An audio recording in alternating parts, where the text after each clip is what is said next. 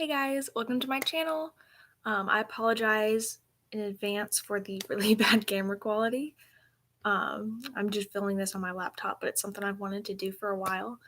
So I figured I might as well do it. I'm gonna try not to hit my knees again. I'm gonna shake the whole bed, shake the camera. Also, you can see everything on my walls, from pictures to drawings to things from various high school. I keep doing that high school shows I was in. But this, like I said, this is something I've wanted to do for a while. So I'm gonna go ahead and start. I figured going live would be the easiest way to do it. So as you can see from the title, wherever it is, probably still down below, today I'm going to be talking about what you can do with self-striping yarn.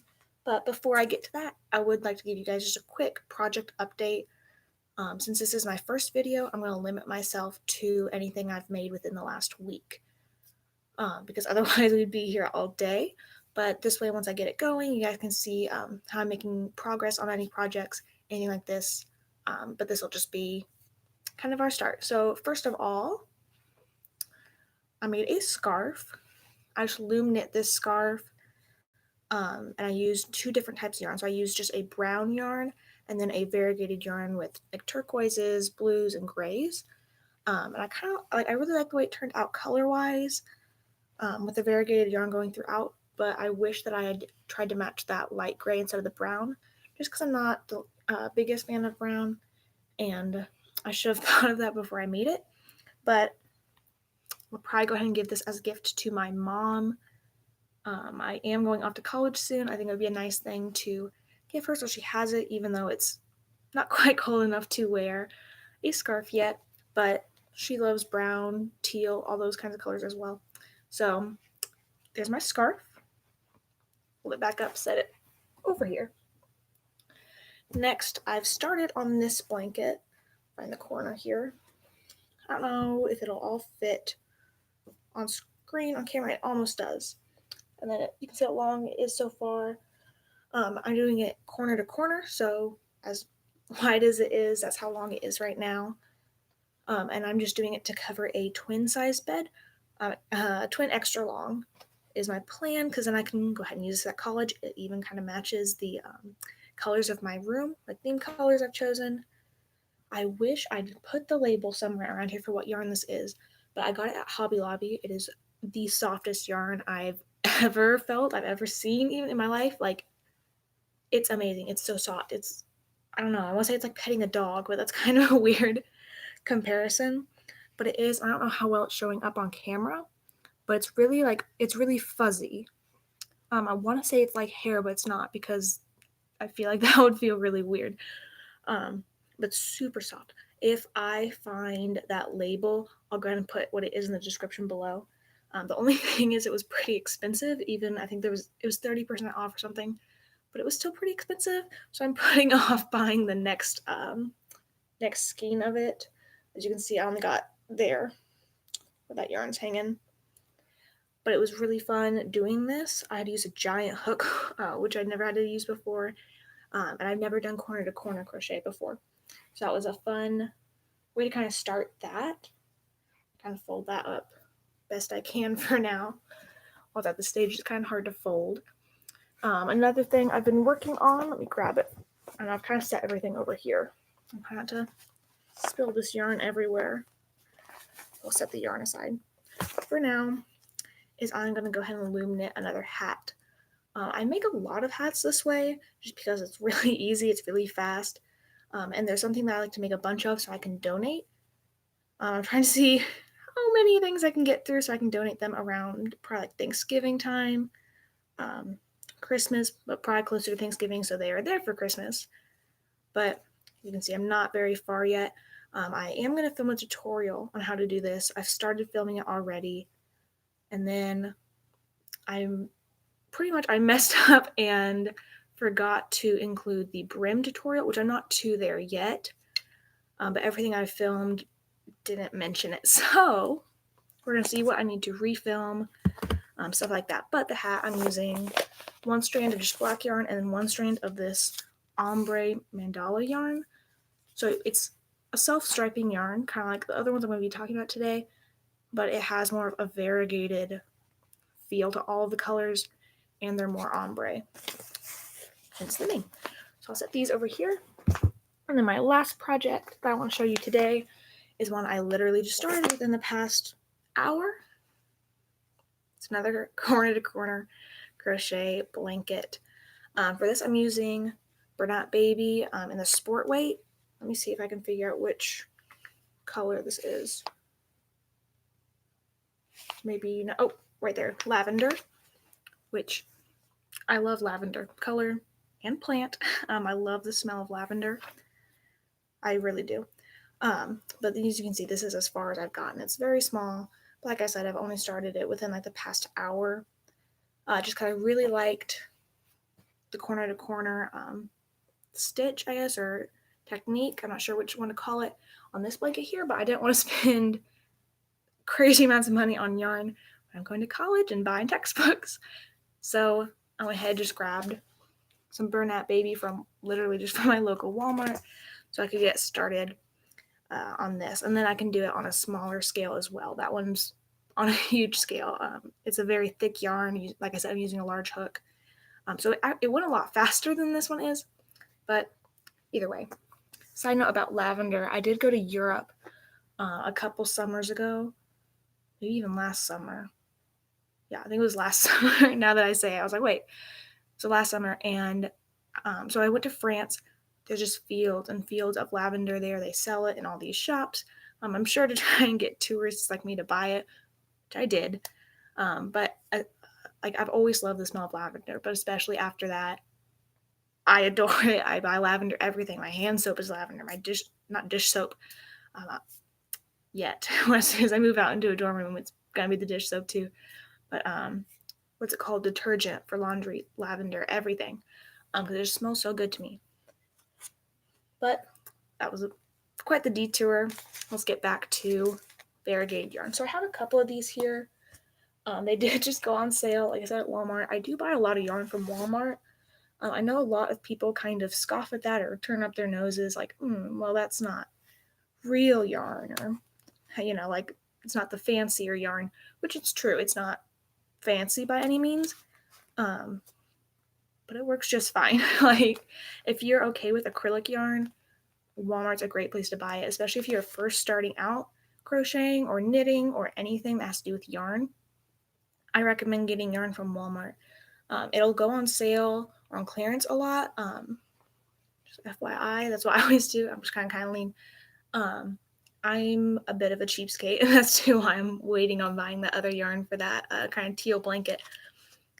You can see I haven't got these on clearance. You can see the yellow clearance sticker. I'm getting way off topic. I apologize. But Walmart is a great place to buy yarn. If you're starting out, Red Heart Super Saver is always great. It's a good acrylic worsted weight yarn. You can make a lot of projects with that. I think that's the majority of what I own. But they also have some wool. I think some of these are more of a sporty weight. I think this one might be worsted weight. Oh, nope, this one is. It's light weight 3. Okay, Walmart has tons of yarn. It's fine to buy it from there. You don't have to be a yarn snob. There we go. So I'm just going to show you a couple of these that I got. So the first one I've kind of been holding here and there. You can see it's kind of got purple there in the middle. And it goes to blue, a little layer of white, and then some pinks into a pinkish purple. I'm not sure how well it's going to turn out with my laptop webcam, but it's really pretty. It reminds me of like a fairy, which I think, it's called Liger is the colorway. But it reminds me of like fairies and cotton candy, and I really like it. I think it's really pretty. And then the second one I've got is wool. It says Wool Ease Cakes, but still Lion brand. It's in the colorway Poseidon, and it's kind of like it goes from light green to a darker green into a teal, blue, and then kind of like navy blue. At least that's the way that my colorway ends. If you've never used self-striping yarns before, they aren't always in the same order. Or I guess they're in the same order, but they don't always start and end in the same place, if that makes sense. So definitely if you're ever buying more than one skein of these to use in a single project, make sure that the colors, like the way one ends, the next one begins with that same color. Just FYI, because I've made that mistake before. You have to like cut and try and move the colors around, and it's a big pain in the butt to try and go through all that. So make sure you look at that in the store. My back kind of hurts. I'm going to lean back. I got this awesome little thing here. I can't remember what it's called. It might just be a pillow, but it's awesome. I'll have to talk about that in another video. I bought it for my dorm room. Okay, so that was that colorway. And then the next two I have are both sparkly, which I adore. Like, I love that so much. I didn't know that they made it the mandala sparkle. So this one is Draco, which I love as a Harry Potter fan. I assume it's not named after him, but it always reminds me. But it's also just so pretty. And like I said, they're not going to turn out as beautiful and vibrant on camera. But it's like greenish teal into a light blue, into light to hot pink, purples, and then back to that kind of teal green. And it's really pretty, and I'm sure you're not going to be able to see it, but through all of the yarn, there's a real thin, kind of like a shimmery, shiny, not a string, but I'm going to say string because it's the word I'm thinking of, that winds throughout the whole thing, so you get sparkle throughout the whole thing. Like I said, that was in the colorway Draco. And then this other one is in colorway, it's either Lyra or Lyra. It's spelled Lyra, and it's pretty much a typical rainbow, and especially mine, it goes from red to kind of a reddish orange, purple, blue, green, lighter blue, and then to yellow. I do see a little bit of a green in between that blue and yellow. But as you can see, it's not always red to orange to yellow to green and so on so forth like a normal rainbow, and it does kind of go back and forth. So you can see it goes to the blue, to the green, to the blue, and you get my point, you get my drift. Catch my drift. I don't know. Kind of set those back down over there. But other than just which ones they are, what do you do with self-striping yarn? This is something I always had difficulties with. When I first started getting self-striping yarn, I had no idea what to make. And actually, I'm going to go grab something. I know I set it over there. I forgot to grab it and put it over next to me. But there are a lot of things to do with self-striping yarn. Give me just 1 second to go grab one of my projects.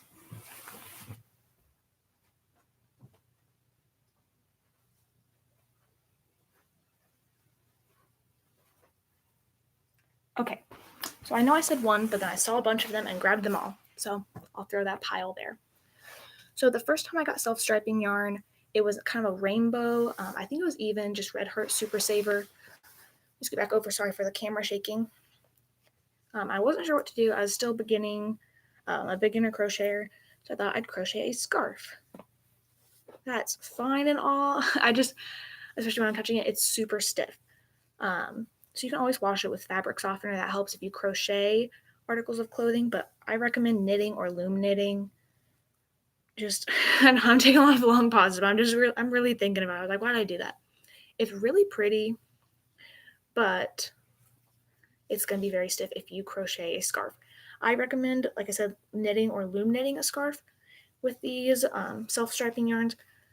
This obviously self-stripes like a lot less, or there's a lot less of each color than there would be in one of these. But back to my point, if you loom knit it, make sure you get 2 skeins and make sure that they match, because you don't want to be doing conflicting colors and then they match and then they don't match and they kind of match, and there's going to be a big hullabaloo. Kind of a weird word to use, but scarves are always good. I'm going to set this one aside. I always recommend scarves. This is something I did that I actually really love. I love the way that this turned out. I just made a shawl from a rainbow mandala yarn, and I don't have the label anymore. It's long gone. I want to say it was in the colorway, it was like dwarf, but I might be making that up, so don't quote me on it, but that might be what it is. But it's really, really pretty. And then I just went around and put a black picot border around it.